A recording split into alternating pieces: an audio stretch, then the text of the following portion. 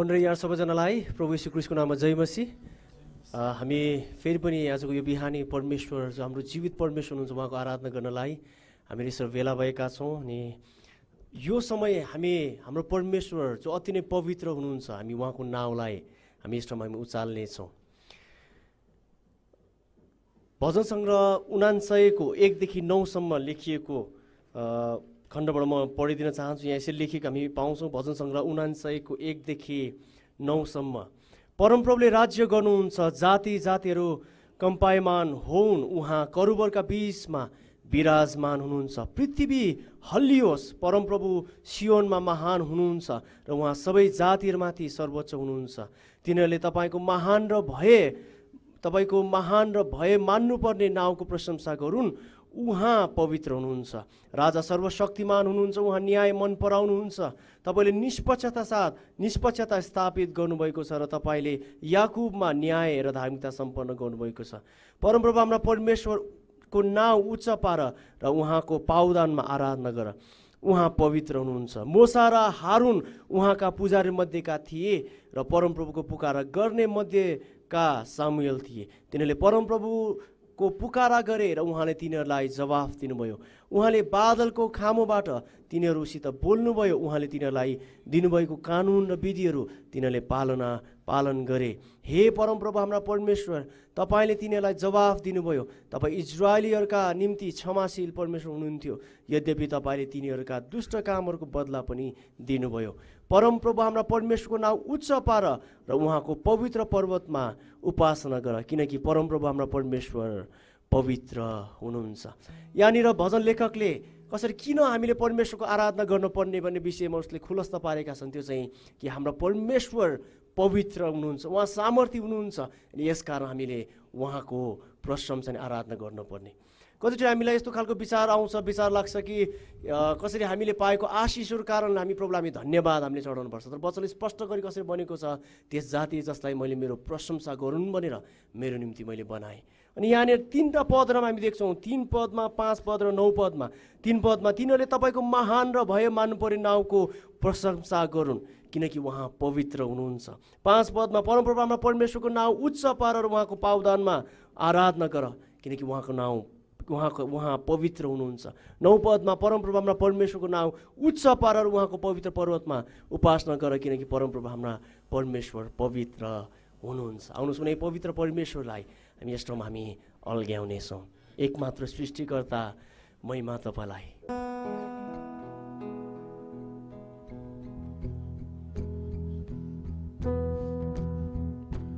एकमात्र सृष्टिकर्ता महिमा तपाईँलाई। सारा जगतका मालिक स्तुति तपाईँलाई। प्रशंसा सधैँ तपाईँकै। हृदयमा सधैँ तपाईँ नै। प्रशंसा सधैँ तपाईँकै। हृदयमा सधैँ तपाईँ नै। आराधना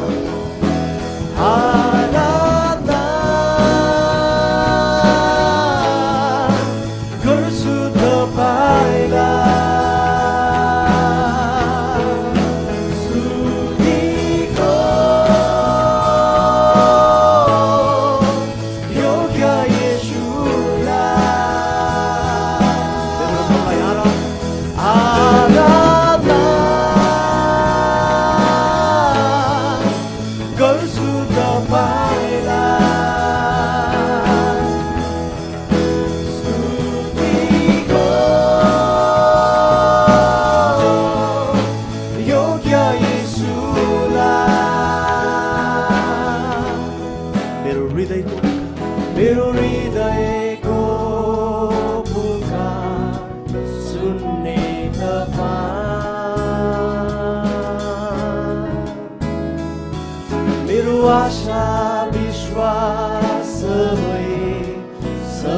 सबै तपाईँ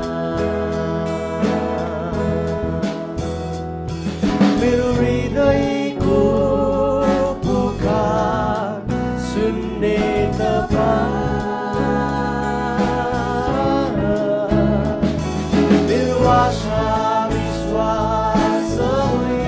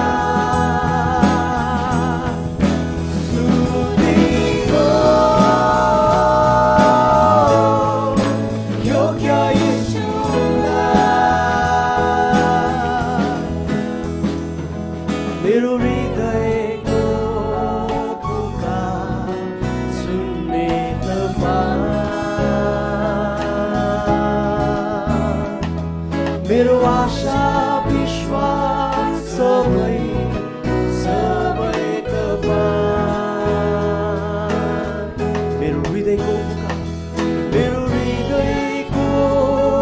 पुकार सुन्ने तपाईँ मेरो आशा विश्वास सबै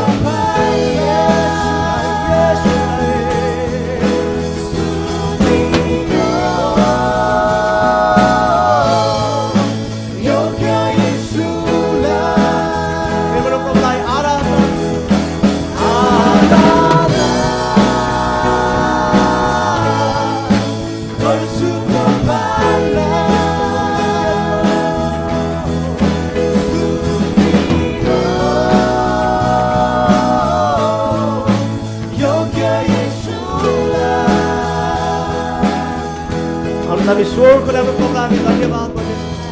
हालेलुया हालेलुया हालेलुया हालेलुया। ओ प्रभु तपाईँ परमेश्वर कति नै पवित्र पवित्र पवित्र हुनुहुन्छ। प्रभु हामी तपाईँ परमेश्वरको नाम कति पवित्र छ त्यो नाम येशूको नामलाई प्रभु हामी मानिएको चाहन्छौँ। अझै कति भने जस्तो नै प्रभु हामी तपाईँ परमेश्वरको स्तुति गर्छौँ कि तपाईँ पवित्र हुनुहुन्छ। हामी तपाईँको आराधना गर्छौँ कि तपाईँ पवित्र हुनुहुन्छ।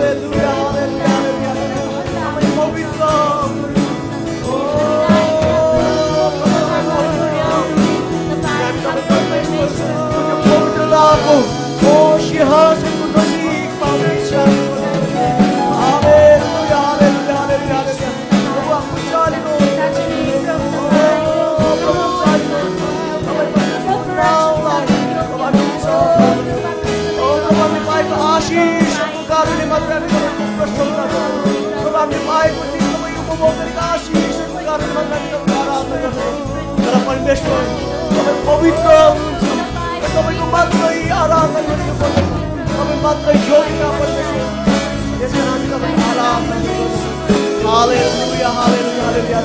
Oh, lava shakara baya lava kara lava. Oh, vihara lava ya lava kara lava shakere ya lava lava. Oh, hallelujah, hallelujah, hallelujah, hallelujah. Lord, kami proklai. So Father, shande mere kere ya lava.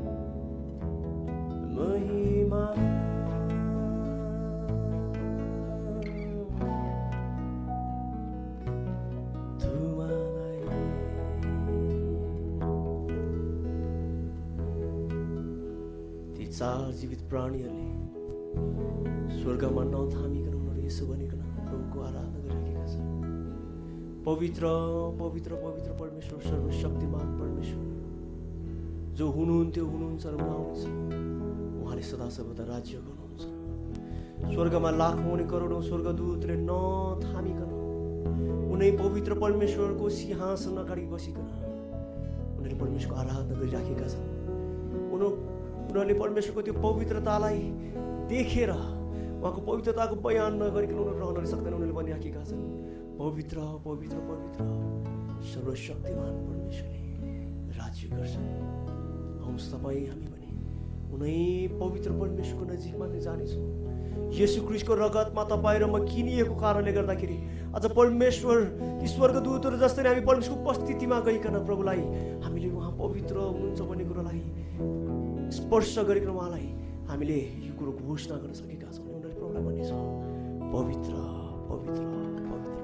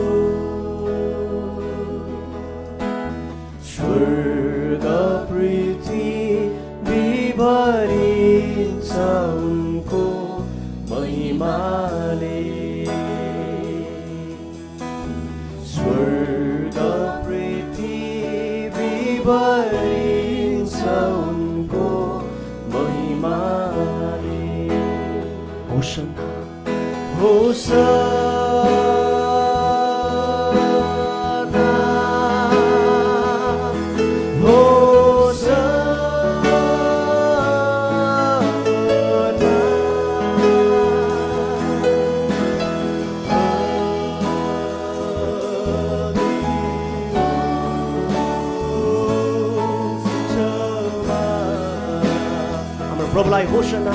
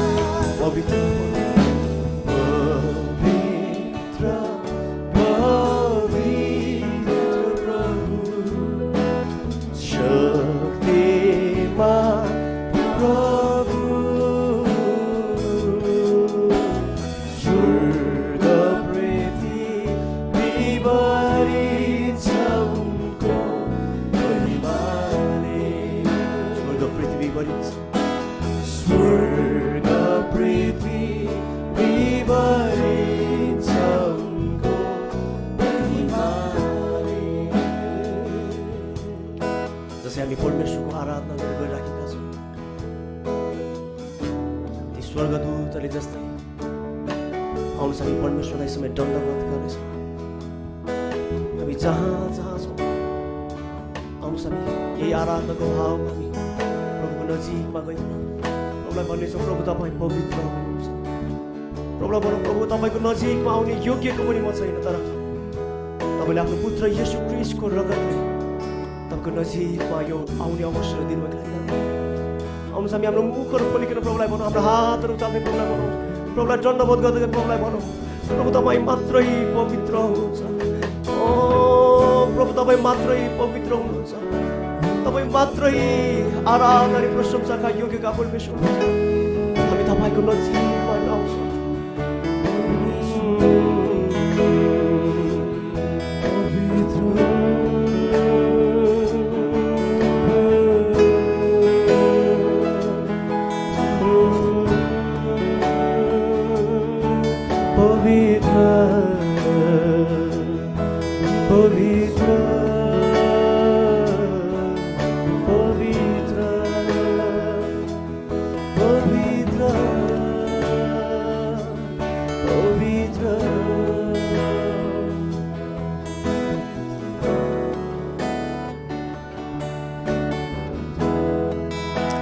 Hosanna, Hosanna,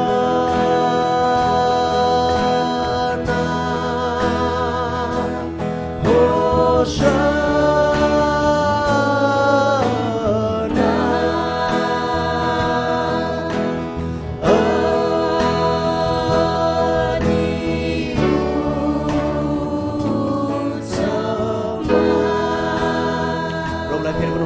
Hosanna.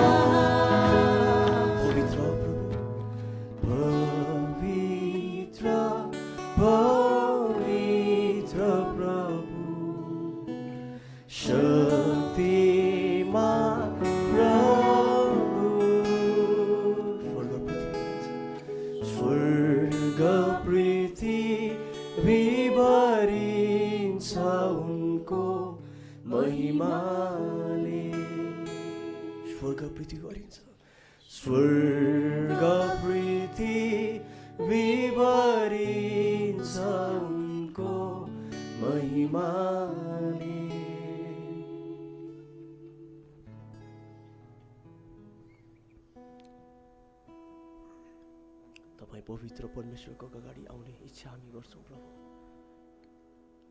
तपाईँ जस्तै पवित्रहरू को छ र हामी तपाईँको नजिकमा आउने इच्छा हामी गर्दछौँ। हामी आफैलाई भन्छौँ, हे मेरो प्राण परमप्रभु परमेश्वरलाई धन्यको भन, उहाँको उपकारहरू नबिर्सी, जसले तेरा सबै पापहरूलाई क्षमा गर्नुहुन्छ, तर तेरा सबै रोगलाई निको पार्नुहुन्छ। उहाँले तँलाई मृत लोकबाट पुनः जीवित पार्नुहुन्छ।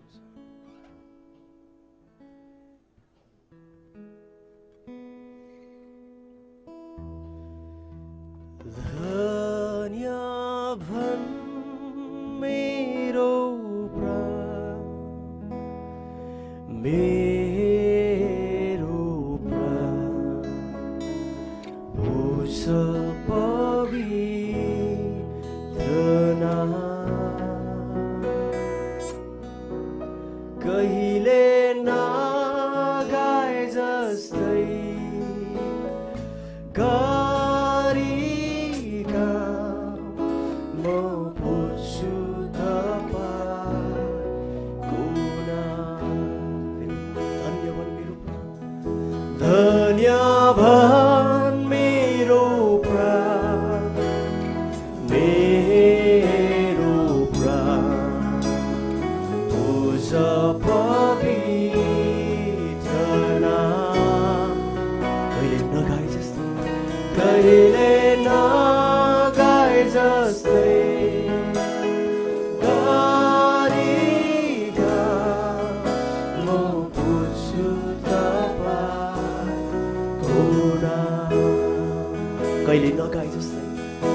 कहिले नगाए जस्तै गरिका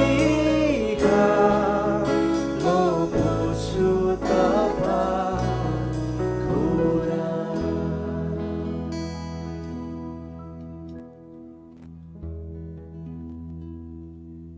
प्रभु हामी तपाईँ पवित्र परमेश्वरको प्रशंसा नगरिकन हामी रहन नै सक्दैनौँ। हामी तपाईँको प्रशंसा गर्छौँ किनभने तपाईँ पवित्र हुनुहुन्छ। हामी तपाईँको प्रशंसा गर्छौँ किन तपाईँ मात्र योग्यका परमेश्वर हुनुहुन्छ। हामी तपाईँको प्रशंसा गर्छौँ किन तपाईँ मात्रै सबै आराधना भक्तिका योग्यका परमेश्वर हुनुहुन्छ। हामीले चढाएका सबै स्तुति प्रशंसा अनि आराधनामा विराजमान हुनुहोस्। सबै धन्यवाद बिन्ती प्रार्थना येशू तपाईँको नाम माग्दछौँ।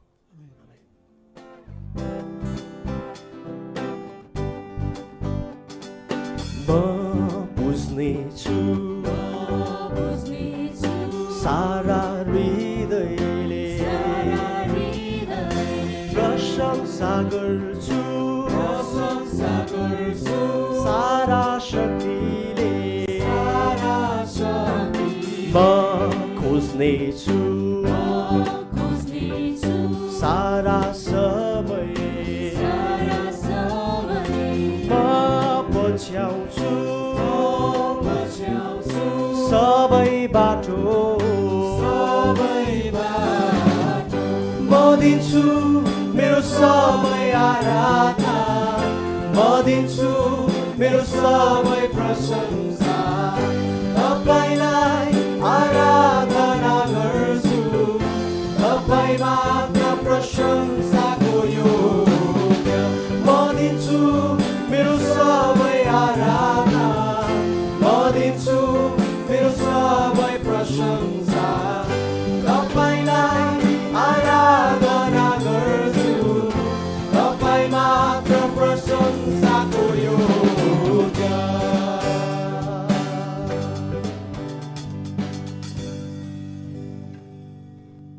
हालको यस विषम परिस्थितिमा पनि उदारताका साथ आफ्नो हृदय तथा मुट्ठी खोल्नुहुने तपाईँ परमेश्वरका जनहरूप्रति नेम जोरपाटी चर्च आभार तथा धन्यवाद व्यक्त गर्दछौँ।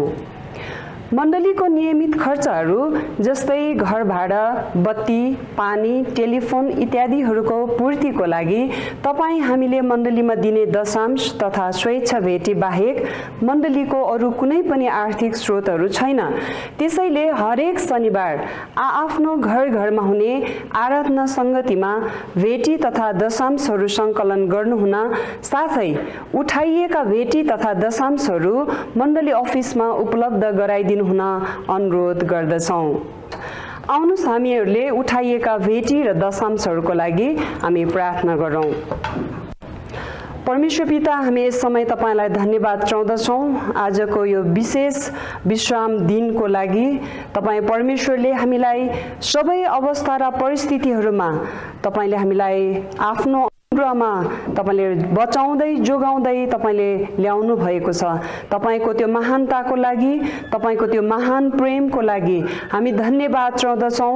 विशेष गरिकन हामी तपाईँको चरणमा आइकन हामीले उठाएका भेटी दशांशहरू स्वेच्छा भेटीहरू जति पनि हामीले तपाईँको भण्डारमा तपाईँ परमेश्वरको महिमाको लागि हामीले उठाएका छौँ अनि त्यो सङ्कलित भेटीहरूमा दशांशहरूमा स्वेच्छा भेटीहरूमा प्रभु तपाईँको स्वर्गीय आशिष तपाईँले खन्याउनुहोस्। हामी तपाईँलाई धन्यवाद चाहँदछौँ। तपाईँ परमेश्वरले यो विषम परिस्थितिमा पनि तपाईँको वचनले भने जस्तै नै प्रभु तपाईँले तपाईँको छोराछोरीहरू जसले तपाईँतिर आफ्नो नजर लगाउँदछ, तपाईँमा भरोसा गर्दछ, जस्तो सुकै अवस्था र परिस्थितिहरूमा पनि तपाईँ परमेश्वरले छोड्नुहुन्न, त्याग्नुहुन्न अनि लाज अनि शर्ममा पार्नुहुन्न। अनि त्यसै गरी आजसम्म तपाईँ परमेश्वरले हामी सम्पूर्ण तपाईँले तपाईँका छोराछोरीहरूलाई तपाईँको अनुग्रहमा सुरक्षा साथ तपाईँले राख्नु भएको छ। हाम्रो सबै घटी कमी अभाव खाँचोहरूमा तपाईँले पुरा गर्नुभएको छ, जुटाउनु भएको छ, आशिष दिनुभएको छ। तपाईँ तपाईँले जुटाउनु भएको त्यो आय स्रोतहरूबाट प्रभु तपाईँलाई हामीले जति पनि तपाईँको नाउँमा तपाईँको महिमाको लागि छुट्याएका छौँ। हामी प्रार्थना गर्छौँ एक एक तपाईँका छोराछोरीहरूलाई तपाईँले आशिष दिनुहोस्। एक एकजनाको पेसा व्यवसायमा प्रभु, वस्तुभावमा प्रभु, खेतीपातीहरूमा अनि जागिरमा तपाईँ परमेश्वरले आशिष दिनुहोस् र अझै पनि आउँदो दिनहरूमा प्रभु तपाईँको महिमाको लागि हामीले धेरैभन्दा धेरै तपाईँ प्रभुको निम्ति छुटाउन सकेका हुन् भनिकन हामी तपाईँसँग बिन्ती अनि प्रार्थना चाहन्छौँ। सबै कुराको लागि तपाईँलाई धन्यवाद छ येशू प्रभुको नाउँमा, आमेन।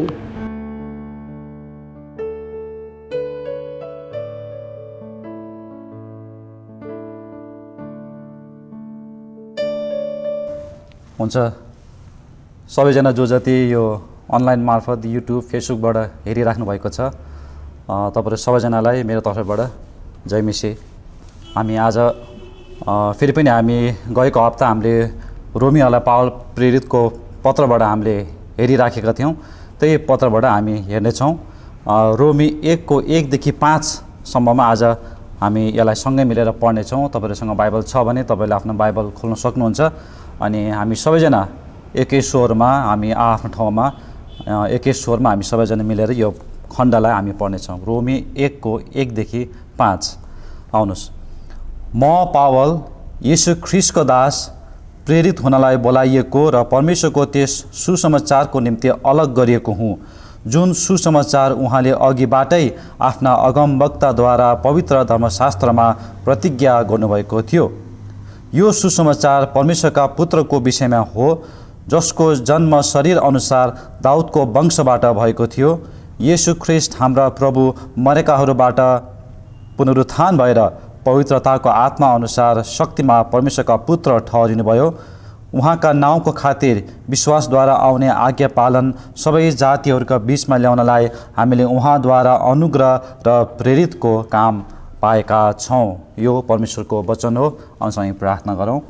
परमेश्वर बुवा, हामी तपाईँको चरणमा आएका छौँ अनि यो तपाईँको वचनलाई हामीले यसरी अहिले पठन गरेका छौँ अनि प्रार्थना गर्दछौँ तपाईँले हामीलाई यो खण्डबाट प्रभु बुझाउनुहोस् भनिकन तपाईँसँग प्रार्थना गर्दछौँ। पवित्र आत्मा स्वयं तपाईँले हामीलाई सिकाउनुहोस् भनिकन तपाईँसँग प्रार्थना गर्दछौँ प्रभु। अनि जसै यहाँ कतिवटा कुराहरू मैले यहाँबाट बोल्नेछु प्रभु, मेरो आफ्नै मनमा लागेका कुराहरू, मेरो आफ्नै विचारमा लागेको कुराहरू होइन प्रभु, तर तपाईँको वचनले जे भनेको छ त्यो कुरा मात्र भन्नलाई तपाईँले अनुग्रह गरिदिनु भएको होस् भनिकन प्रार्थना गर्दछु प्रभु। यो सबै समय तपाईँको हातमा राख्दै येशू ख्रीष्ट तपाईँको जिउँदो नाममा माग्दछौँ, आमेन। हुन्छ, गएको हप्तामा तपाईँहरूलाई मैले पावलले आफ्नो परिचय दिने क्रममा सुरुमा नै पावलले आफूलाई म येशूको दास भनेर उसले सुरुमा नै आफूलाई त्यो प्रकारले परिचय दिने काम गरेको बारेमा हामीले हेर्दै थियौँ। आज हामी हेर्नेछौँ म पावल येशू ख्रीष्टको दास, प्रेरित हुनलाई बोलाइएको भनेर भनेको छ।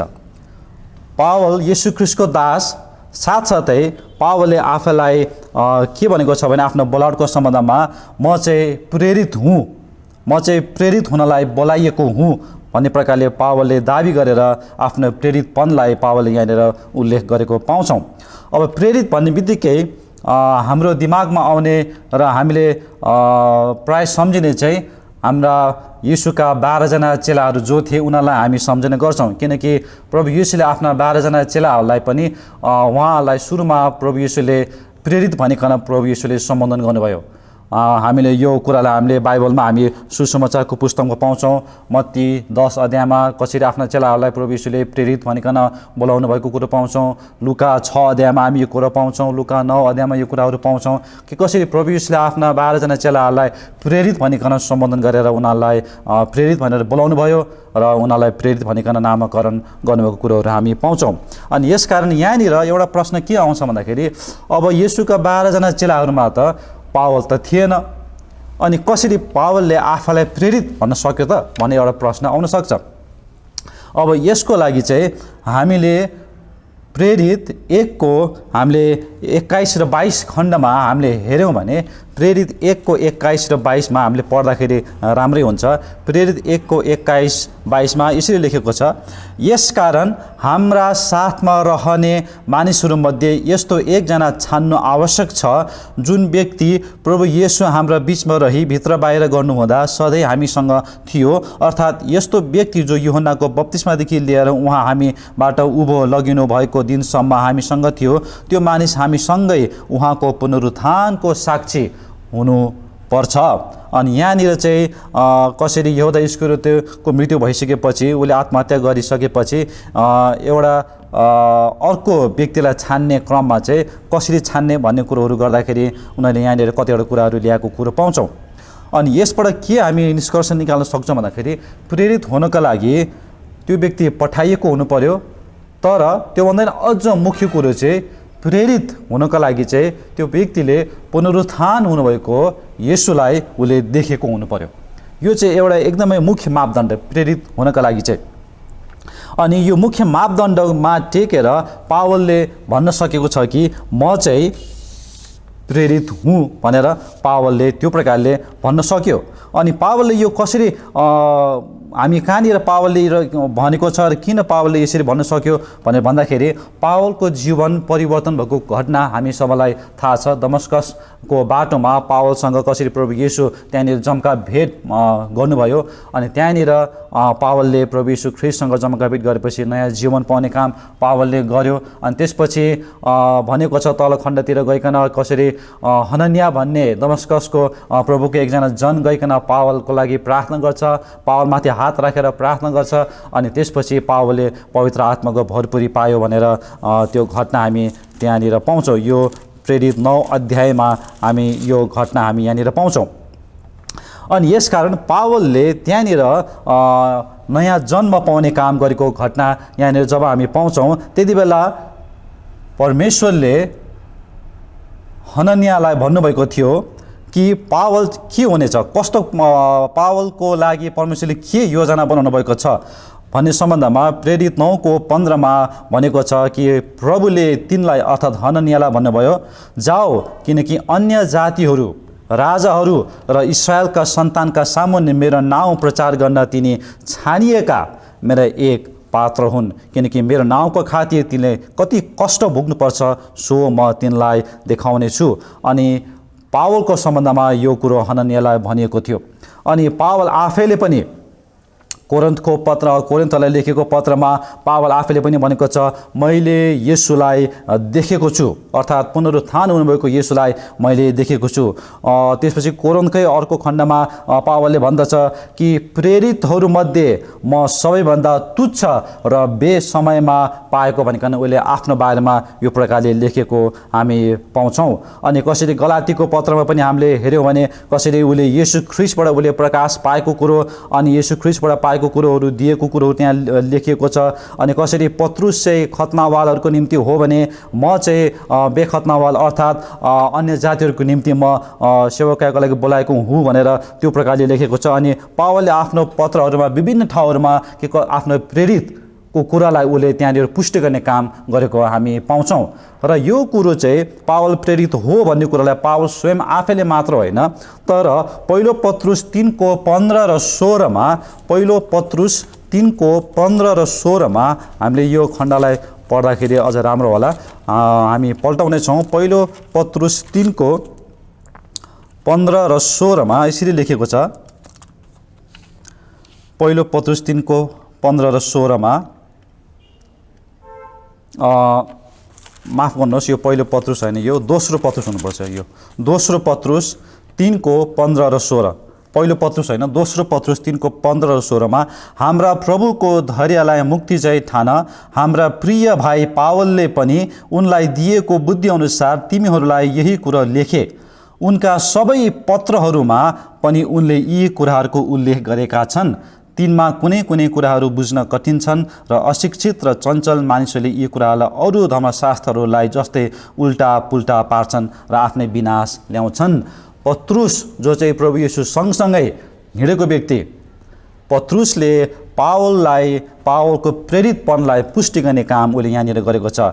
पत्रुसले के भन्दछ भन्दाखेरि पावलले लेखेका सबै पत्रहरूमा उल्लेख गरेका कुराहरू, सबै पत्रहरू जो छ त्यो चाहिँ परमेश्वरले पावललाई दिनुभएको बुद्धि अनुसार तिनले लेखेका हुन् भनेर भनेको छ। अर्थात् पावलले आफूले लेखेको पत्रहरूमा आफ्नो प्रेरितपनलाई उसले पुष्टि गर्ने काम गरेको छ अनि त्यो पत्रलाई पत्रुसले पनि साथ हो भनेर उसले समर्थन जनाएको छ। यसकारण पावलको यो प्रेरितपन जो छ यो चाहिँ एकदमै आधिकारिक रूपमा नै पावल एक प्रेरित त्यति बेला गनिएको थियो। अहिले हामी प्रेरित भनेर हाम्रो बाइबलमा हामी एफिसीको पुस्तकमा पत्रमा हामीले हेऱ्यौँ भने त्यहाँ पनि हामी प्रेरित भन्ने शब्द पाउँछौँ, तर त्यहाँ चाहिँ वरदानको रूपमा हामी त्यहाँनिर प्रेरित को कामलाई त्यहाँनिर पाउँछौँ। अनि एफिसीको त्यो पत्रमा जुन वरदानको रूपमा प्रेरित भनेर देखाइएको छ त्यो प्रेरित र यहाँनिर जुन प्रकारले पावलले आफूलाई प्रेरित भनेर रोमी 1:1 पावलले आफ्नो विषयमा भनेको छ त्यो प्रेरितपनमा अलिकति फरक छ। त्यो दर्जा जो छ त्यो दर्जा फरक छ त्यो, किनकि यीशुका 12 जना चेलाहरू र पावल जुन प्रकारले उनीहरूलाई प्रेरित कहलिएको थियो र अहिले हामी मण्डलीमा जुन प्रकारले प्रेरितको सेवकाई भनेर हामी जुन कुरो गर्छौँ त्यो बेलाको त्यो प्रेरित र अहिलेको हामीले चलाउने प्रेरितमा फरक छ। किनकि यो प्रभु यीशुका 12 जना चेलाहरू र पावलले आफूलाई जुन प्रकारले प्रेरित भनेका थिए त्यसको मुख्य मापदण्ड चाहिँ उनीहरूले प्रभु यीशुलाई, पुनरुत्थान भएको यीशुलाई आफ्नो यो नाङ्गो आँखाले उनीहरूले देखेको हुनुपर्थ्यो अनि यो काम यी प्रेरितहरूमा थियो। तर अहिले हामीले प्रभु यीशुलाई, हाम्रो पुनरुत्थान हुनुभएको प्रभु यीशुलाई हामीले यो नाङ्गो आँखाले, हाम्रो आँखाले हामीले देखेका छैनौँ। हामीले विश्वास गरेका छौँ कि यीशु मृत्युबाट बौरी उठ्नुभएको, उहाँ पुनरुत्थान हुनुभएको हो भनेर हामीले विश्वास गरेका छौँ। अनि यो प्रेरितको बारेमा जुन कुरो एफिसीको पत्रमा लेखेको छ यो चाहिँ एउटा वरदानको रूपमा हो। काम एउटै हो, पठाइने कुरो भयो भने, तर यो दर्जा जुन अहिले हामी चलाउँछौँ, अहिले हामी प्रेरितको कुरो गर्छौँ र त्यो बेला जुन प्रकारले पावल र 12 जना चेलाहरूले प्रेरितको बारेमा उनीहरूले प्रेरितको शब्दलाई प्रयोग गर्थे त्यो चाहिँ एउटै दर्जाको चाहिँ होइन, फरक छ। अनि यसकारण अहिले कोही व्यक्तिले म चाहिँ येशूका 12 जना चेलाहरू जस्तै अनि पावल जस्तै म पनि एक प्रेरित हुँ भनेर कसैले त्यो प्रकारले दाबी गर्छ भने कि त त्यो व्यक्तिले अलिकति प्रेरितको कुरोलाई बुझेको छैन कि त ऊ झुटा शिक्षातिर लागेको हुनसक्छ भन्ने हामी अनुमान लगाउन सक्छौँ। किनकि 12 जना चेलाहरू र पावलले जुन प्रकारले आफूलाई प्रेरित भनेको थियो त्यसको मापदण्ड भनेको उनीहरूले येशूलाई, पुनरुत्थान भएको येशूलाई आफ्नो आँखाले उनीहरूले देखेका थिए, तर अहिले हामीले देखेका छैनौँ। यसकारण हामी त्यो दर्जामा हामी पर्दैनौँ। तर अहिले हामी जुन प्रकारले प्रेरित भन्छौँ, पठाइएको, प्रेरितको अर्थ पठाइएको। अनि यसकारण अहिले हामीले प्रेरित कसलाई भन्न सक्छौँ भन्दाखेरि चाहिँ कोही व्यक्तिलाई मण्डली, प्रभु यीशुलाई विश्वास गर्ने समूह मण्डलीले त्यो व्यक्तिको लागि प्रार्थना गरेर कुनै निश्चित ठाउँमा गइकन त्यो व्यक्तिले सुसमाचार लिएर जान्छ, प्रचार गर्छ, त्यस ठाउँमा गइकन मण्डलीहरू स्थापना गर्छ, त्यस ठाउँमा गइकन त्यहाँ गएर प्रभुको कामहरू त्यस ठाउँमा गएर गर्छ। एक ठाउँबाट अर्को ठाउँमा गइकन त्यो प्रकारले जुन कामहरू गरिन्छ त्यस्तो व्यक्तिलाई हामी प्रेरित भनेर भन्न सक्छौँ। अर्थात् अहिले हामी सबैले बुझ्ने भाषामा भन्ने हो भने मिसनरी भनेर हामी भन्न सक्छौँ, जो चाहिँ अर्को ठाउँमा गइकन उसले त्यहाँनिर परमेश्वरको सुसमाचार लाने काम गर्छ, त्यहाँका मानिसहरूलाई प्रभुमा डोर्याउने काम गर्छ, त्यहाँनिर मण्डलीहरू स्थापना गर्ने कामहरू गर्छ। त्यस्तो व्यक्तिलाई हामी प्रेरित भनेर हामी अहिले सम्बोधन गर्न सक्छौँ, जसलाई हामी सबैजनाले बुझ्ने भाषामा अहिले भन्दाखेरि चाहिँ मिसनरीहरू भनेर हामी त्यो प्रकारले भन्न सक्छौँ। यसकारण हामी एउटा भ्रममा हामी पर्नु हुँदैन। त्यो चाहिँ 12 जना चेलाहरू जुन प्रकारको प्रेरित थिए हामी पनि त्यही प्रकारको प्रेरित हौँ भन्ने त्यो भ्रममा चाहिँ हामी पर्नु भएन। पावलले यहाँनिर आफूलाई प्रेरित भनेर सम्बोधन गरेको छ अनि यसकारण म पनि परमेश्वरको प्रेरित हुँ भनेर त्यही दर्जामा हामीले आफैलाई राख्न मिल्दैन। किनकि त्यो प्रेरितको लागि जुन दर्जा प्रेरित भनेर कहलेको थियो र अहिले जुन प्रेरित भनेको छ त्यसमा यी फरकहरू हामी पाउँछौँ। तर अहिले पनि हामी प्रेरितको काम हामी मण्डलीमा हामी गरिराखेका छौँ। मिसनरीको रूपमा हामी विभिन्न ठाउँहरूमा गइकन परमेश्वरको सुसमाचार लिएर गइकन कामहरू गर्ने काम भइराखेको छ अनि यसकारण यो प्रेरितको काम अहिले पनि भइराखेको छ। अनि यो प्रेरितको सम्बन्धमा परमेश्वरका कति दासहरूले अलि रोचक प्रकारले पनि यसलाई बुझाउने गरेका रहेछन्। अनि प्रेरितको नेपालीमा हामी प्रेरित भन्छौँ अनि ग्रिकमा यसलाई अपोस्टलस भनेर भनिन्छ। नेपालीमा प्रेरित अर्थात् त्यसको अर्थ चाहिँ पठाइएको, अनि ग्रिकमा चाहिँ अपोस्टलस भनेर भनिन्छ, त्यसको अर्थ पनि पठाइएको नै हो। अनि यसलाई चाहिँ कतिले चाहिँ यसको अर्थलाई लिएर प्रेरित भनेको चाहिँ मिसायल भन्ने प्रकारले पनि उनीहरूले बुझाउने कोसिस गर्दा रहेछन्। मिसायल अर्थात् यो मिसायल भन्ने शब्दलाई हामीले ल्याटिनमा हेऱ्यो भने ल्याटिनमा त्यो मिस भनेको चाहिँ पठाउनु भन्ने बुझ्दो रहेछ। मिस भनेको चाहिँ पठाउनु, मिसाल भनेको हामीलाई थाहा छ मिसाल भनेको के हो। मिसाल भनेको एउटा यस्तो खालको एउटा हतियार हो जुन हतियार चाहिँ एक ठाउँबाट त्यसलाई थिच्छ, कम्प्युटरमा सबै कुराहरू त्यहाँनिर त्यसको बारेमा त्यहाँनिर सबै कुराहरू भित्र डाटाहरू इन्ट्री भएको हुन्छ। अनि त्यसपछि त्यहाँनिर भएको डाटाहरूको इन्ट्रीमा सबै त्यहाँका साइन्टिस्टहरू मिलेर सबै कुरो कामहरू गरेको हुन्छ। अनि त्यसपछि त्यो मिसाललाई अब कहाँनिर त्यो मिसाल खसाल्ने हो, अनि त्यो मिसाइलमा त्यहाँनिर सबै त्यहाँनिर विस्फोटक पदार्थहरू त्यो मिसाइलभित्र हुन्छ।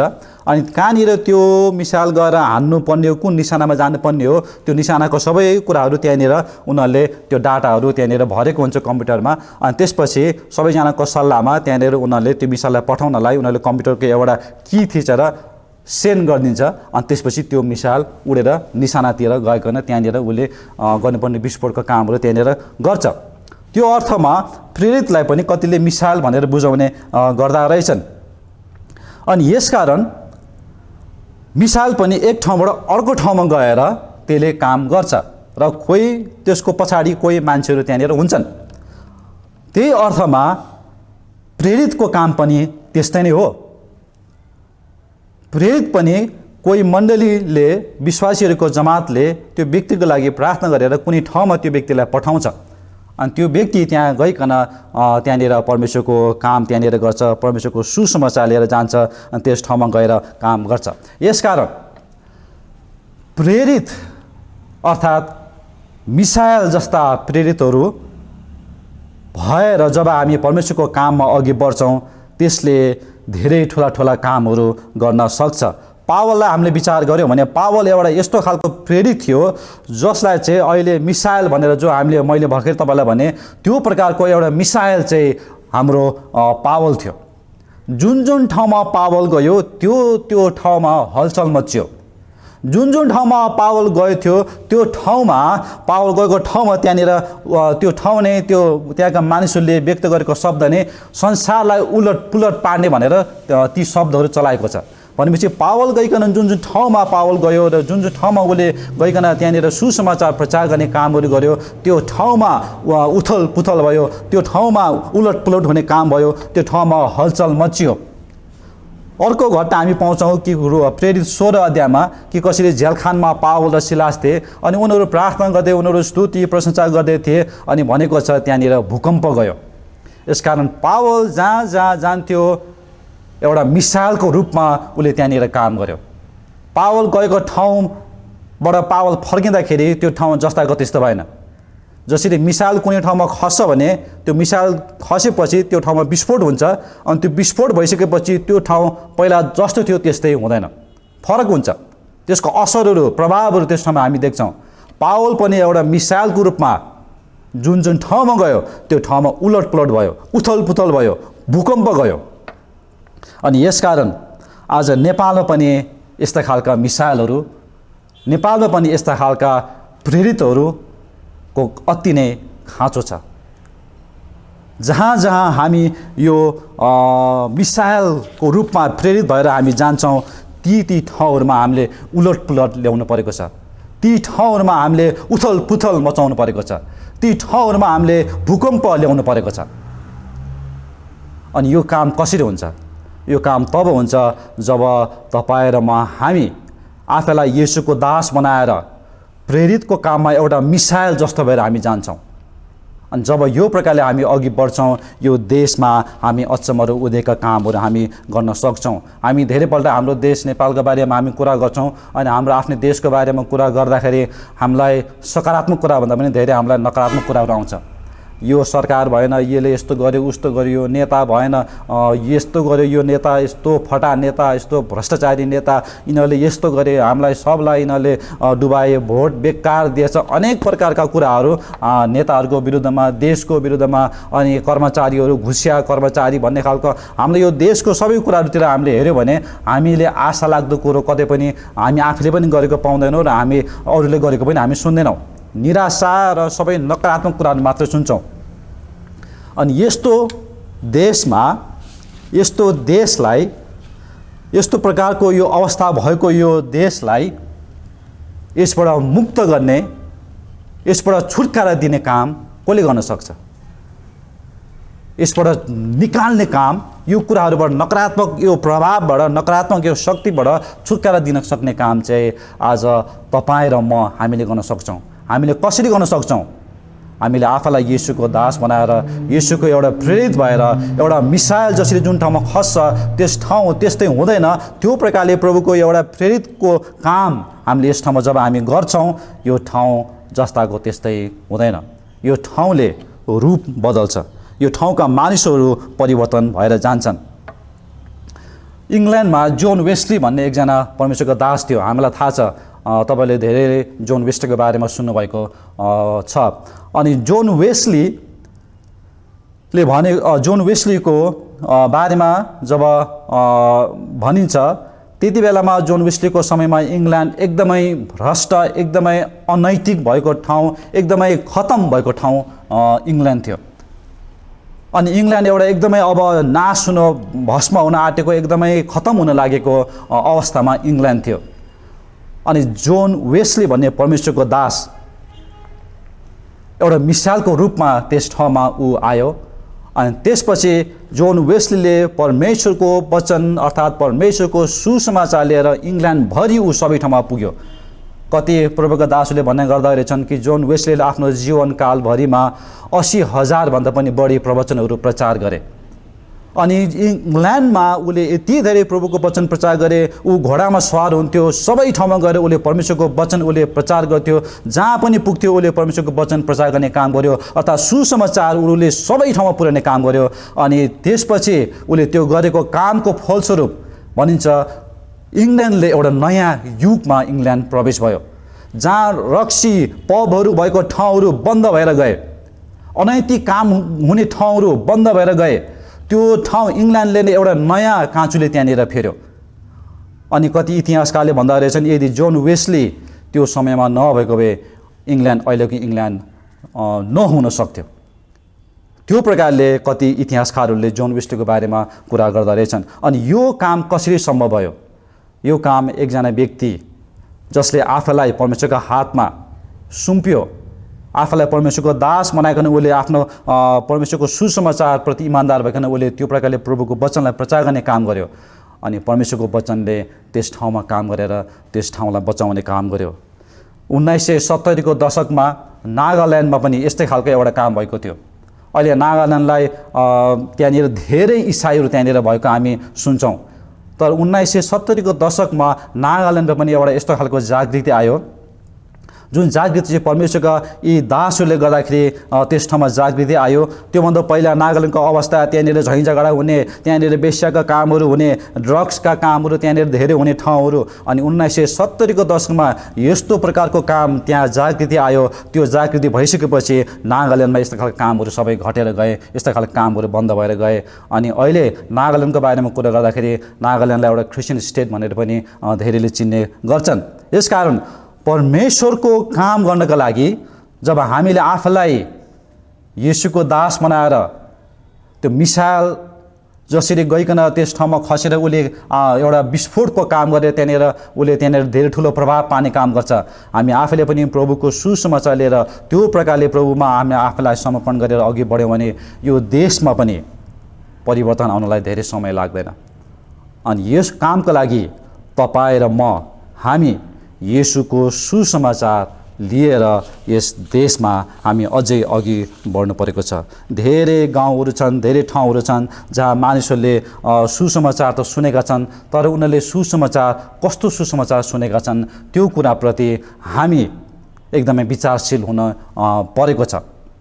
धेरैले गएको हप्ता पनि मैले तपाईँहरूलाई बाँड्दै थिएँ, धेरैले प्रभु येशूको सुसमाचार उनले के बुझेका छन् भन्दाखेरि रोग बिमारबाट निको हुने कुरालाई मात्र बुझिराखेका छन्। त्यो परमेश्वरको आशिष हो, तर त्यो सुसमाचार होइन। सुसमाचार चाहिँ येशू हुनुहुन्छ। हामीले येशूलाई प्रचार गर्नु पर्यो। रोग बिमार निको हुन्छ भन्ने कुरालाई ठुलो बनाएर त्यो होइन, येशू हो मुख्य कुरो। अनि येशूलाई हामीले प्रचार गऱ्यौँ भने, अनि जब मानिसहरूले येशूलाई विश्वास गर्छन्, जब येशूमा उनीहरूले नयाँ जन्म पाउँछन्, अनि उनको जीवन परिवर्तन हुने काम हुन्छ, अनि परमेश्वरको काम यो देशमा हुन्छ। अनि यसकारण पावलले आफैलाई एउटा प्रेरितको रूपमा आफैलाई उसले प्रस्तुत गरेको छ, आफ्नो बोलावटलाई उसले यहाँनिर देखाउने काम गरेको छ। अनि त्यसपछि अर्को खण्डमा गइकन पावलले के भन्छ, र परमेश्वरको त्यस सुसमाचारको निम्ति अलग गरिएको भनेको छ। परमेश्वरको सुसमाचारको निम्ति पावलले आफैलाई अलग गर्ने काम गरेको हामी यहाँनिर पाउँछौँ। एउटा घटना हामी सबैलाई थाहा छ कि कसरी अमेरिकाको न्युयोर्कमा भएको ठुला ठुला गगनचुम्बी भवनहरू जसलाई ट्विन टावर भनिन्थ्यो, त्यो ट्विन टावरलाई बिन लादेनले 2वटा प्लेनहरू त्यो ट्विन टावरमा जुधाएर त्यो ट्विन टावरलाई नाश गर्ने काम गर्यो भनेर हामी सबैलाई यो घटना हामीलाई थाहा छ। अनि त्यो दुईटै ठुला ठुला टावरहरू दुईटै नै ध्वस्त भएर गए। अनि पछि अमेरिकाले बिन लादेनलाई मार्यो भनेर पनि हामीले खबर पायौँ, हामीले समाचारमा हामीले त्यो कुरो सुन्यौँ। अनि बिन लादेनलाई मार्नको लागि अमेरिकाले साधारण सिपाहीहरूलाई उसले चलाएन।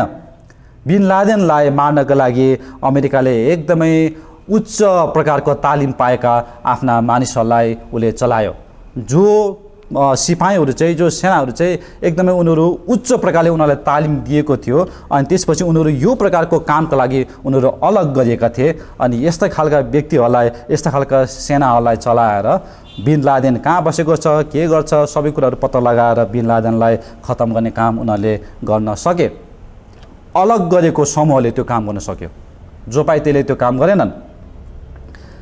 अर्को उदाहरण, धेरै खेलकुदमा हामी रुचि राख्नेहरूलाई हामीलाई थाहा छ, ओलम्पिक्समा जब कुनै देशले त्यहाँनिर आफ्नो सहभागीहरू खेलकुदको लागि पठाउँछन्, उनीहरूले सबै मान्छेहरूलाई बटुलेर एकैचोटि उनीहरूले पठाउँदैनन्।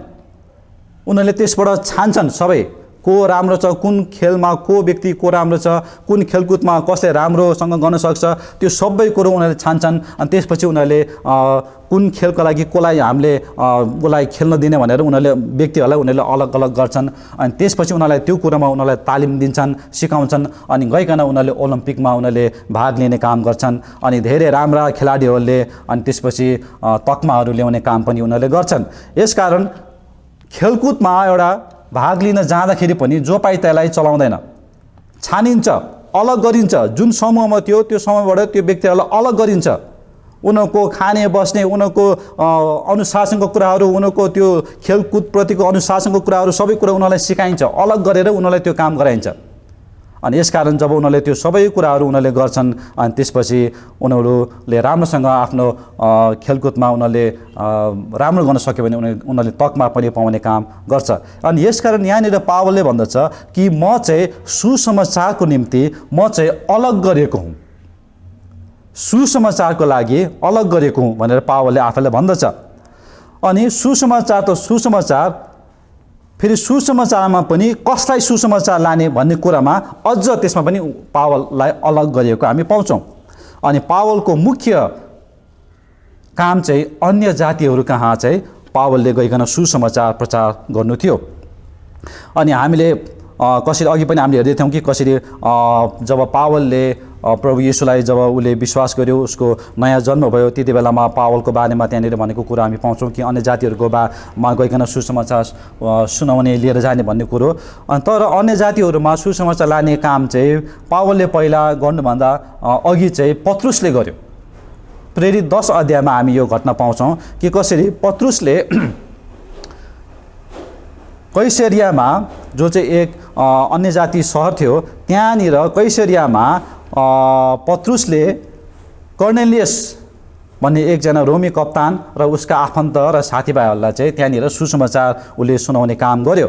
अनि बाइबलले बताउँछ कर्नेलियस र उसका त्यहाँ भएका सबैजनाले येशूमा विश्वास गरे। पत्रुसले सुसमाचार प्रचार गर्यो अनि त्यसपछि अन्य जातिहरूले प्रभु यीशुलाई विश्वास गर्यो। तर लगत्तै प्रेरित 11 अध्यायमा हेऱ्यो भने पत्रुस पनि एक यहुदी भएको कारणले गर्दाखेरि चाहिँ अनि यरुशलेममा चाहिँ पत्रुसको यो कामको विषयमा त्यहाँनिर उसले रिपोर्ट बुझाउनु पर्यो। उसलाई धेरै प्रति प्रश्नहरू गरियो अनि उसले त्यहाँ भएको कामहरूको रिपोर्ट उसले त्यहाँनिर बुझाउनु पर्यो। अनि त्यसपछि प्रेरित 13 मा जब हामी आइपुग्छौँ त्यहाँनिर प्रार्थना गरिराखेको अवस्थामा पवित्र आत्माले देखाउनुहुन्छ कि कसरी मेरो निम्ति बर्नबास र पावललाई अलग गराओ कि तिनीहरू जुन कामका लागि बोलाएका छन् त्यो कामका लागि तिनीहरू निस्केर जानुपर्छ भनेर जब पवित्र आत्माले त्यो कुरो त्यहाँनिर देखाउनुहुन्छ अनि त्यसपछि त्यहाँको सबै विश्वासीहरू मिलेर बर्नबास र पावललाई प्रार्थना गरेर उनीहरूलाई पठाउने काम गर्छ। अनि त्यसपछि उनीहरूले गइकन अन्य जातिहरूको माझमा परमेश्वरको सुसमाचार लिएर जाने काम गर्छ। अनि पावल र बर्नबासको यो सुसमाचारको कामद्वारा पहिलो व्यक्तिको नाउँ हामी त्यहाँनिर पाउँछौँ जसको नाउँ चाहिँ सर्गियस पौलुस भनेर भनेको छ। पौलुस चाहिँ ल्याटिन भाषामा पावललाई पौलुस भनेर भनिँदो रहेछ। अनि पावलको सेवकाईमा उसले पहिलो व्यक्ति जसलाई प्रभुमा डोर्याउने काम गर्यो त्यो व्यक्तिको नाम पनि पावल नै थियो, सर्गियस पौलुस। अनि ऊ चाहिँ एउटा प्रान्तको एउटा टापुको एउटा शासक पनि थियो, त्यो ठाउँको ठुलो शासक पनि थियो। अनि त्यो व्यक्तिलाई यसरी पावलले प्रभुमा डोर्याउने काम गर्न सक्यो। अनि त्यसपछि हामी पाउँछौँ कि पावलको जीवनमा पावलले आफ्नो विभिन्न मिसन यात्राहरू गरे अनि जहाँ जहाँ पावल गए त्यहाँनिर पावलले मण्डली स्थापना गर्ने कामहरू गरे। जुन जुन ठाउँमा पावल गयो त्यहाँनिर सुसमाचार पुर्याउने काम गर्यो। त्यो उच्च तहको मान्छे पनि हुनसक्थ्यो, विभिन्न प्रकारको सरकारी ओहदामा उच्च ओहदामा रहेका मान्छेहरू पनि थियो भने एकदमै तल्लो तहमा एकदमै कमारा अर्थात् दासको तहमा रहेर काम गरेका मान्छेहरू पनि थियो। सबै तहका मान्छेहरू सबै मानिसहरूलाई पावलले प्रभुको सुसमाचार लिएर जाने काम गर्यो। यसरी पावलले आफैलाई सुसमाचारको लागि उसले अलग गर्यो, सुसमाचारको लागि पावलले अलग गर्यो। अनि त्यो पनि अन्य जातिहरूको बिचमा सुसमाचार प्रचार गर्नलाई पावलले आफैलाई अलग गर्यो। एकछिन विचार गरौँ, यहुदीहरू, पत्रुस पनि यहुदी थियो र यहुदीहरूले अन्य जातिहरूसँग कहिले पनि उनीहरू सँगै बसेर उनीहरू त्यो प्रकारले सङ्गति गर्दैनथे, उनीहरू सँगै बसेर खानपिन उनीहरू कहिले पनि गर्दैनथे। यहुदीहरूले सधैँ आफैलाई एकदमै ठुलो अनि पवित्र उनीहरूले सम्झन्थे र अन्य जातिलाई उनीहरूले अशुद्ध उनीहरूले सम्झन्थे र उनीहरूसँग सँगै बसेर खायो भने जो यहुदीले सँगै बसेर खान्छ त्यसलाई उनीहरूले अशुद्ध गन्थ्यो र उनीहरूले आफैलाई शुद्धवाई उनीहरूले गर्नु पर्थ्यो फेरि फर्केर आउनु पर्दाखेरि। अनि यहाँनिर पावल एउटा फरिसी थियो। अनि पावलको बारेमा त के पनि भनेको छ भन्दाखेरि पावल त हिब्रूहरूको पनि हिब्रू, ऊ फरिसी, एकदमै व्यवस्था धेरै अध्ययन गरेको व्यक्ति। अनि यस्तो व्यक्तिलाई परमेश्वरले यहुदीहरूकै बिचमा होइन तर अन्य जातिहरूको बिचमा सुसमाचार लानका लागि परमेश्वरले अलग गर्नुभयो। सुसमाचार लानका लागि परमेश्वरले पावललाई अलग गर्नुभयो। परमेश्वरको कामका लागि हामी अलग दिनुपर्छ। तपाईँ र म हामी परमेश्वरको काम गर्छौँ भनेर यदि हामी भन्छौँ भने हामी अलग दिनुपर्छ। हामी मुखले चाहिँ म प्रभुको काम गर्छु भन्ने तर हाम्रो जीवन जियाइ चाहिँ अलग दिएको जीवन जियाइ छैन भने प्रभुको काम हाम्रो जीवनबाट हुन सक्दैन। प्रभुको काम गर्नका लागि हाम्रो जीवन अलग दिनुपर्छ, संसारबाट अलग दिनुपर्छ, पापबाट अलग दिनुपर्छ, यस्ता खालका विभिन्न अल्झाउने कुराहरूबाट अलग दिनुपर्छ। जब परमेश्वरको काम गर्नलाई यस्ता खालको कुराहरूबाट हामी अलग दिन्छौँ तब चाहिँ हामी परमेश्वरको काम गर्नलाई हामी अघि बढ्न सक्छौँ। अनि यसकारण यदि तपाईँ र म हामी यस ठाउँमा छौँ, नेपाल देशमा छौँ, अनि नेपाल देशमा यदि प्रभुको काम हुनु हो भने हामी जुन ठाउँमा छौँ त्यो ठाउँमा प्रभुको काम हुनु हो भने तपाईँ र म हाम्रो जीवन अलग दिएको जीवन भएर जिउनु हामीले पर्छ। हामी त्यही प्रकारकै जीवन जिएर, संसारकै प्रकारको जीवन जिएर, पहिला हामी जस्तो जीवन जिएका थियौँ त्यही प्रकारको जीवन जिएर हामीले यो नेपाल देशलाई परिवर्तन गर्न सक्दैनौँ, हाम्रो समाजलाई हामी परिवर्तन गर्न सक्दैनौँ। हाम्रो जीवन अलग दिनुपर्छ, हाम्रो जीवन जियाइ एउटा अलग्गै जीवन जियाइ भएको हुनुपर्छ। अनि जब हामी आफैलाई यी सबै कुराहरूबाट अलग गर्छौँ र परमेश्वरको कामका लागि आफैलाई अलग गर्छौँ, तब चाहिँ परमेश्वरको कामका लागि तपाईँ र म हामी फिट हुन्छौँ र परमेश्वरले आफ्नो काम तपाईँ र मेरो जीवनबाट शक्तिशाली रूपमा गर्न सक्नुहुन्छ। अब यो सुसमाचार चाहिँ कस्तो खालको सुसमाचार हो? यहाँनिर एककै तलतिर भनेको छ, एक पदकै तल्लो खण्डमा भनेको छ कि परमेश्वरको त्यस सुसमाचारको भनेको छ। पावल अलग गरिएको थियो अनि परमेश्वरको त्यस सुसमाचारको भनेर भनेको छ। भनेपछि यो सुसमाचार चाहिँ कसको रहेछ भन्दाखेरि चाहिँ यो सुसमाचार चाहिँ परमेश्वरको सुसमाचार हो। यो कोही मानिसको सुसमाचार अर्थात् मानिसले आफ्नो कल्पनामा बनाएको कुराहरू, आफ्नो यहाँनिर कल्पनामा उसले देखेका अनि सोचेका कुराहरू लेखेर राखेको त्यस्तो खालको सुसमाचार होइन। यो सुसमाचार चाहिँ के हो? सुसमाचार चाहिँ कसको हो? सुसमाचार चाहिँ परमेश्वरको हो। सुसमाचार चाहिँ परमेश्वरको हो, यो अरू कसैको पनि होइन। यो हामीले बुझ्नुपर्ने सुसमाचार परमेश्वरको हो। यो कुरो जब हामी बुझ्छौँ अनि त्यसपछि हामीलाई अझ सुसमाचार बुझ्दै जानलाई सजिलो पनि पर्दै जान्छ। पहिलो नम्बरमा बुझ्नुपर्ने यहाँनिर पावलले भनेको छ त्यस सुसमाचारको निम्ति अलग गरेको, अर्थात् परमेश्वरको सुसमाचार। सुसमाचार चाहिँ परमेश्वरको हो। अनि त्यसपछि 2 पदमा भन्दछ अब सुसमाचार त परमेश्वरको हो, तर सुसमाचारको मुख्य विषय चाहिँ के हो? सुसमाचारको मुख्य विषय 2 पदमा हामीले हेऱ्यौँ भने जुन सुसमाचार उहाँले अघिबाटै आफ्ना अगमवक्ताहरूद्वारा पवित्र धर्मशास्त्रमा प्रतिज्ञा गर्नुभएको छ। अनि 3 पदले भन्दछ यो सुसमाचार परमेश्वरका पुत्रको विषयमा हो। यो सुसमाचार परमेश्वरका पुत्रको विषयमा हो। यसकारण सुसमाचार कसको हो? सुसमाचार परमेश्वरको हो। अनि सुसमाचारको मुख्य केन्द्र अर्थात् मुख्य विषय चाहिँ को हो अर्थात् के हो भन्दाखेरि चाहिँ सुसमाचारको मुख्य विषय अर्थात् सुसमाचारको केन्द्र येशू स्वयं आफै नै हुनुहुन्छ। येशू हुनुहुन्छ, अर्थात् सुसमाचार येशू हुनुहुन्छ। सुसमाचार येशू हुनुहुन्छ। यसकारण जब हामी सुसमाचार प्रचार भनेर जब हामी भन्छौँ अनि यदि हामीले येशूलाई हामीले प्रचार गरेनौँ भने त्यो सुसमाचार भएन।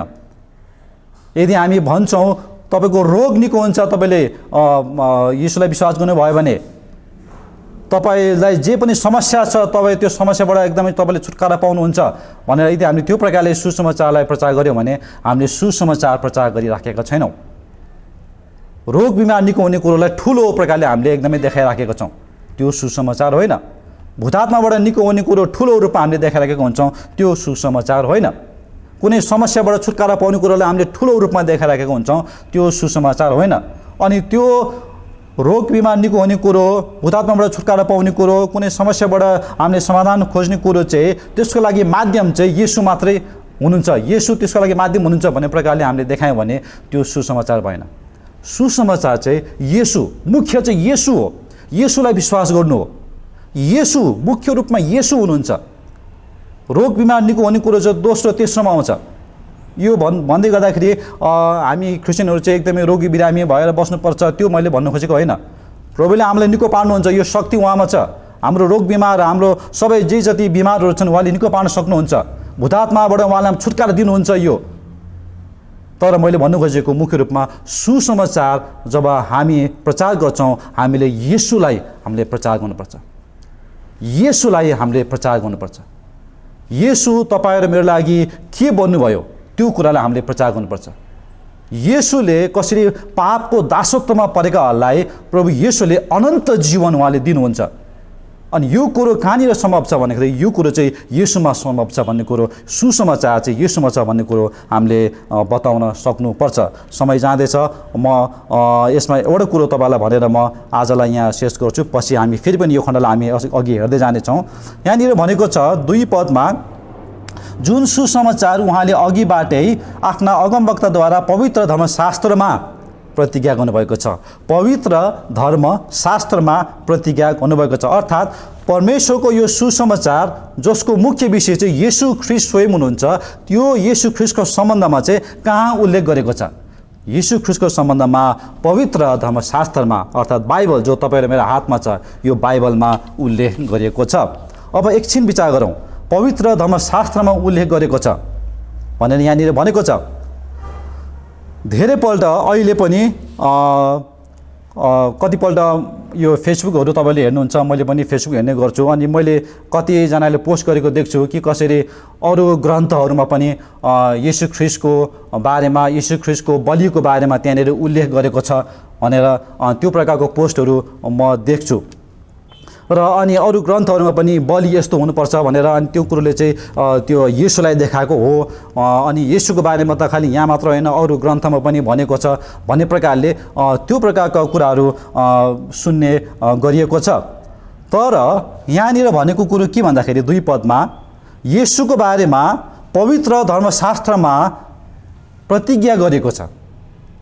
अरू ग्रन्थहरूमा प्रतिज्ञा गरेको छ भनेको छैन। पवित्र धर्मशास्त्र जहाँ चाहिँ अगमवक्ताहरूले भनेका छन्, यो बाइबलमा येशूको बारेमा भनेको छ।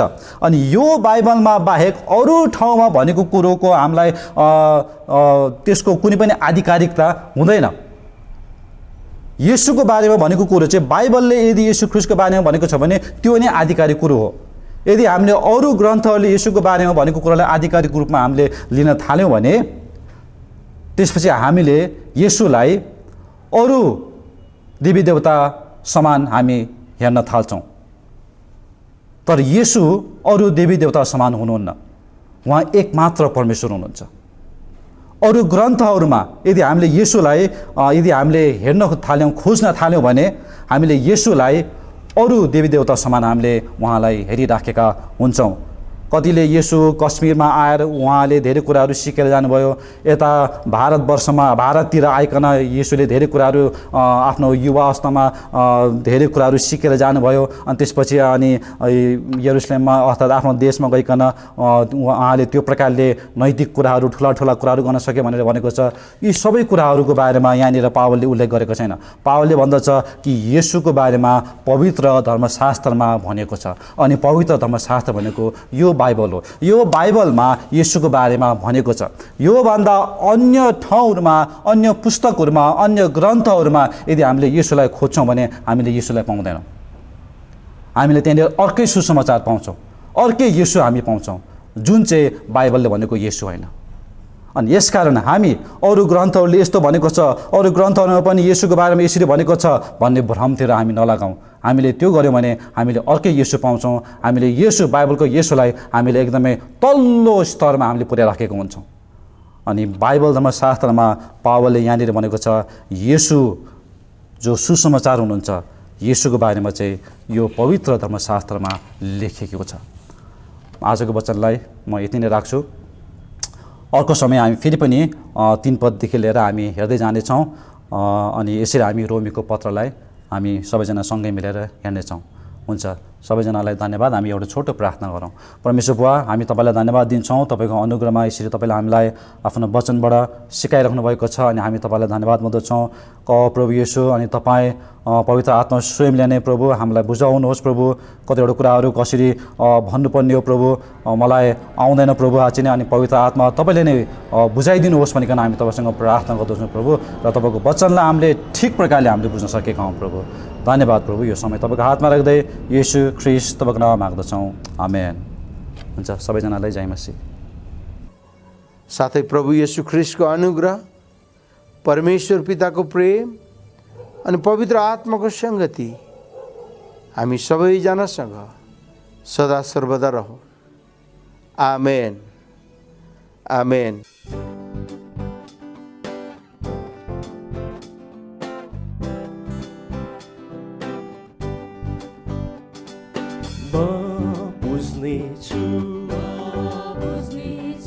सारा हृदयले प्रशंसा गर्छु, सारा शक्तिले म खोज्नेछु, सारा समय म पछ्याउँछु, सबै बाटो म दिन्छु मेरो सबै आराधना, म दिन्छु मेरो सबै प्रशंसा, तपाईँलाई आराधना गर्छु। धन्यवाद र प्रशंसा